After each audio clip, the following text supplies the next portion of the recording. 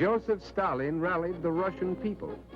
Soldiers and civilians, responding with a unanimity that amazed a world that had heard much and knew little of them, rose to repel and harry the invaders.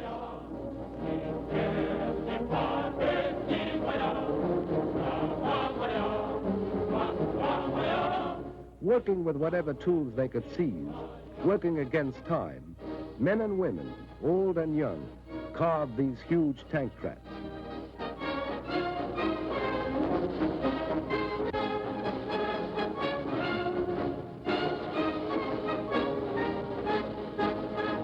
Weapons were distributed to civilian guerrillas assigned to operate back of enemy lines.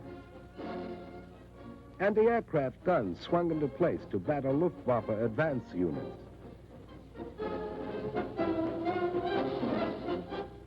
Here was the wheat that Hitler wanted, and Russian men, women, and children were determined to keep it out of his hands.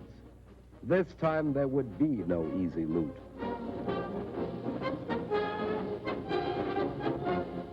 Machines as well as men helped harvest this most precious of war materials.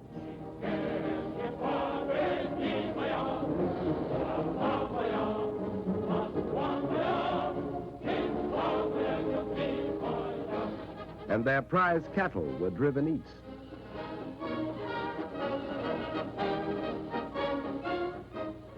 And when the tempo of invasion mounted, the Russians did not hesitate to burn their crops and their homes and their barns, so that the conquerors would find ashes as their prize.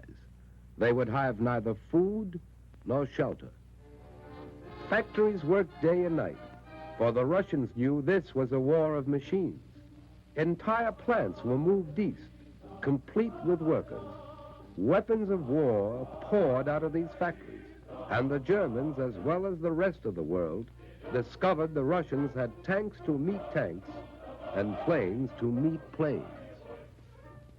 The Russians retreated, but not without inflicting sizable casualties.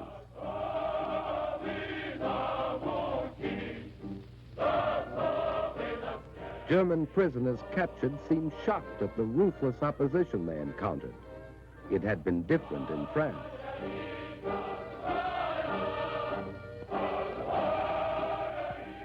Winter found the Russian army still intact.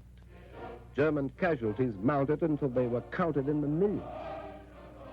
Hitler's armies were not smashed in the winter campaign, but the Russians the initiative and held it.